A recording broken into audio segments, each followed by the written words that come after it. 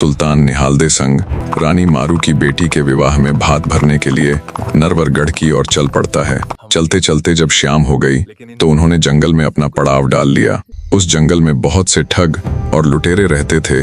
उन्होंने जब सुल्तान और निहालदे को देखा तो उन्हें लूटने की सोचा जब ये सो जाएंगे तब इन्हें मारकर इनका सारा धन लूट लेंगे। सुल्तान भी लुटेरों की इस बात को ताड़ जाता है।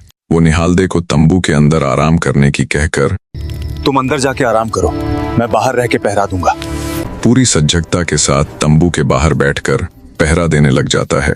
रात से सुबह निकल आई पर सुल्तान ने पलक तक नहीं झपकाई।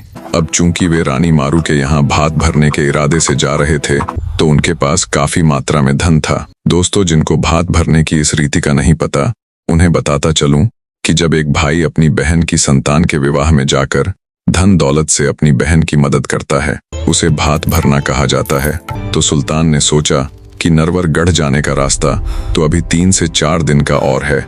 ऐसे में जगह जगह मिलने वाले इन चोर और लुटेरों से कैसे बचा जाए। तभी उसे जानी चोर का स्मरण आया। सोचा वो साथ होता तो किसी प्रकार का भय नहीं रहता। कहते हैं ना, चोर चोर मौसेरे भाई। अब इसे ऊपर वाले की मर्जी कहो या कुछ और।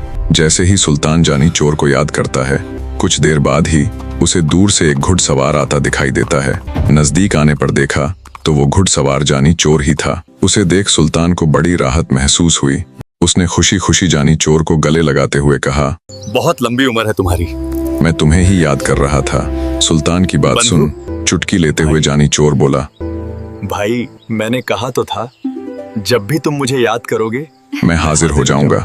इस तरह अब सुल्तान और निहालदे जानी चोर के साथ नरवरगढ़ की ओर चल पड़ते हैं। चलते चलते फिर से रात हुई तो एक नदी किनारे उन्होंने अपना पड़ाव डाल लिया। सुबह चलने से पहले जब सुल्तान और जानी चोर नदी में स्नान कर रहे थे, तभी नदी में एक परवाना अर्थात चिट्ठी बहती हुई आई। जानी चोर ने उस परवाने को पकड़ लिया और उसे पढ़कर वापस नदी में फेंक दिया। जब सुल्तान ने जानी से पूछा उस चिट्ठी में, तो जानी चोर बोला, कुछ भी तो नहीं, वो तो बस एक खाली कागज था। थोड़ी देर बाद ही एक दूसरा परवाना नदी में तैरता हुआ आया। इस बार सुल्तान ने उस परवाने को पकड़ लिया और जब खोलकर उसे पढ़ा तो उसे बहुत आश्चर्य हुआ। दरअसल वे परवाने राजकुमारी महकदे के थे, जो उस समय बादशाह अदली खान की कैद में थी। वहां से वो परवाने लिख लिख कर पानी में छोड़ रही थी कि कोई हिंदू भाई अगर मेरे परवाने को पढ़ रहा हो तो मुझे इस दुष्ट अदली खान की कैद से आजाद करवा ले जावे, अन्यथा आज से 15 दिन बाद बादशाह अदली खान मेरे साथ विवाह करके मेरा धर्म भ्रष्ट कर देगा। तुम्हारे पास 15 दिन का समय है। आज से ठीक 15 दिन बाद मैं तुमसे निकाह कर लूंगा। सुल्तान ने जब वो परवाना पढ़ा तो उसे जानी चोर के ऊपर बहुत गुस्सा आया। वो बोला, अरे नीच आदमी, मुझे ये तो पता था कि तुम चोर हो, पर ये नहीं जानता था कि तुम्हारा हृदय भी इतना कठोर है। अरे और कुछ ना सही तो एक हिंदू होने के नाते ही एक दुखियारी हिंदू बहन की अर्जी को तवज्जो दे देता। फिर भी अगर तुझे मदद नहीं करनी थी तो कम से कम मुझे तो तू बता ही सकता था। राजा सुल्तान की बात सुन जानी चोर बोला, मैंने तुम्हें इसलिए नहीं बताया क्योंकि मैं ये अच्छी तरह जानता था कि अगर तुम्हें महकदे के बारे में पता चला तो तुम सब कुछ छोड़ छाड़ कर सबसे पहले उसे ही छुड़वाने चल पड़ोगे। मैं नहीं चाहता था कि हम किसी नए पचड़े में पड़े। जानी की बात सुन राजा सुल्तान बोला, अरे पापी आदमी, तुम सा पत्थर दिल व्यक्ति मैंने आज तक नहीं देखा।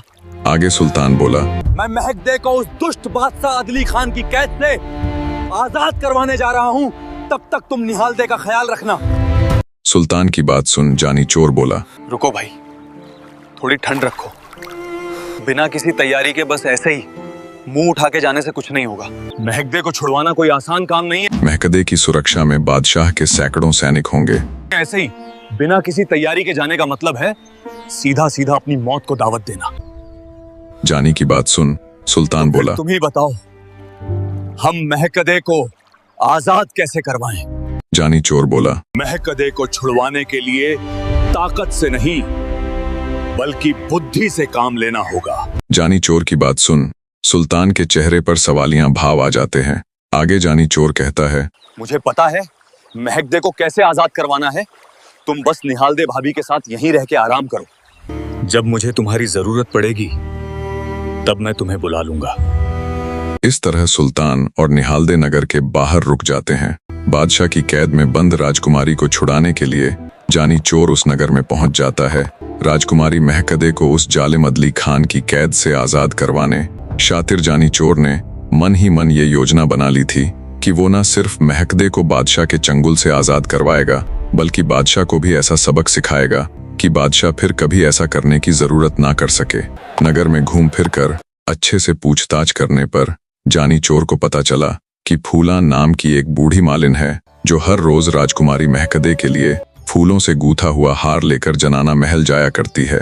बादशाह अदली खान ने ही उस बूढ़ी मालिन को महकदे के लिए हर रोज फूलों से गुंथा हुआ हार लेकर आने का आदेश दे रखा था, ताकि हर समय उदास और आंखों में अश्रु रखने वाली राजकुमारी महकदे का ध्यान बदली हो जाए। कुछ देर के लिए ही सही, पर उसका दिल बहल जाए। अंततः बूढ़ी मालिन के बारे में पूरी बात पता कर जानी चोर उसके यहाँ ही रहने का विचार बना लेता है। वो बूढ़ी मालिन अकेले ही रहती थी, सो जानी चोर का काम और अधिक आसान हो गया। शाम के समय मौका देख जानी चोर शाही बाग में काम कर रही फूला मालिन के पास जाता है और कहता है, राम राम मौसी। जानी चोर की बात सुन सवालिया निगाह से उसकी तरफ देखते हुए फूला मालिन बोली, कौन हो बेटा तुम? मैंने तुम्हें पहचाना नहीं। तब जानी बोला, आप भी कमाल करती हैं। आप अपनी इकलौती सगी बहन के बेटे को कैसे भूल सकती हैं?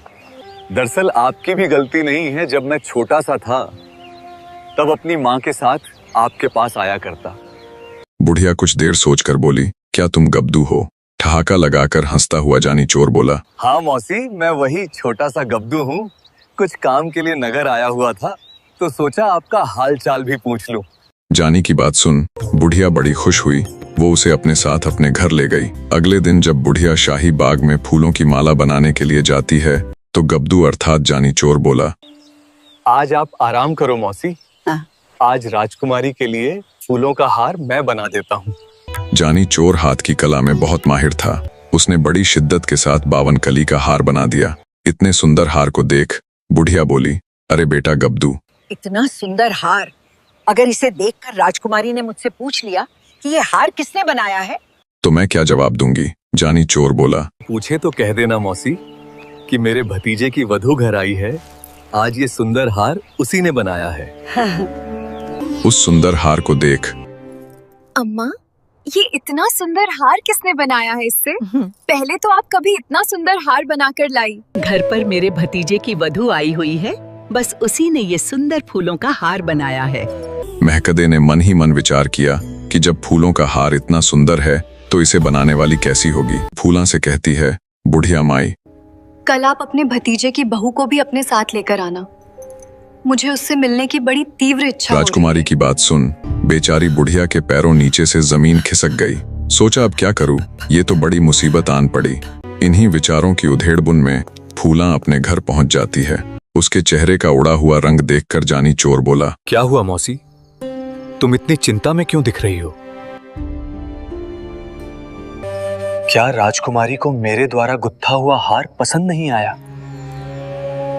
तब फूला मालिन बोली, क्या बताऊं बेटा गब्दू, तुम्हारा वो हार मेरे गले की फांस बन गया। राजकुमारी ने उसे बहुत पसंद किया और बोली, कल इस हाथ को गुथने वाली अपने भतीजे की बहू को भी अपने साथ लेकर आना। बुढ़िया की बात सुन जानी चोर बोला, अरे मौसी, बस इतनी सी बात के लिए आप इतनी चिंता में हो? घबराओ मत, कल जनाना वस्त्र पहन और घूंघट निकाल कर मैं भी आपके साथ चल पड़ूंगा। तब बुढ़िया बोली, बेटा, राजकुमारी महकदे के जनाना महल के मुख्य द्वार पर बादशाह ने एक अंधा कोलिया दरबान बैठा रखा है। जो भी महकदे के महल में जाता है उसे उस अंधे कोलिये की हथेली पर पैर रखकर महल में प्रवेश करना होता है। अगर उसने तुम्हें पहचान लिया और कह दिया कि ये तो पुरुष है तो वहीं मौजूद पहरेदार तुरंत तुम्हें मार डालेंगे और फिर वे मुझे भी नहीं बख्शेंगे।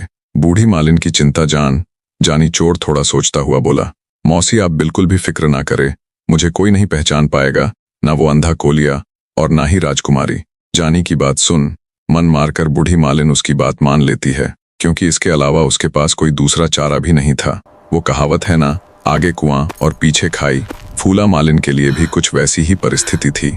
अगले दिन बाग में जाकर फिर से जानी चोर ने 52 कली का हार गूंथ दिया। अब समय था जनाना महल में राजकुमारी महकदे के पास जाने का। जानी ने एक स्त्री के वस्त्र धारण कर लिए और बूढ़ी मालिन के पीछे पीछे चल पड़ा। जब मुख्य द्वार पर पहुंचे तो आगे चल रही फूला मालिन ने अंधे कोलिये की हथेली पर पैर रखा तो हमेशा की तरह अंधा कोलिया बोला, जनानी है अर्थात स्त्री है।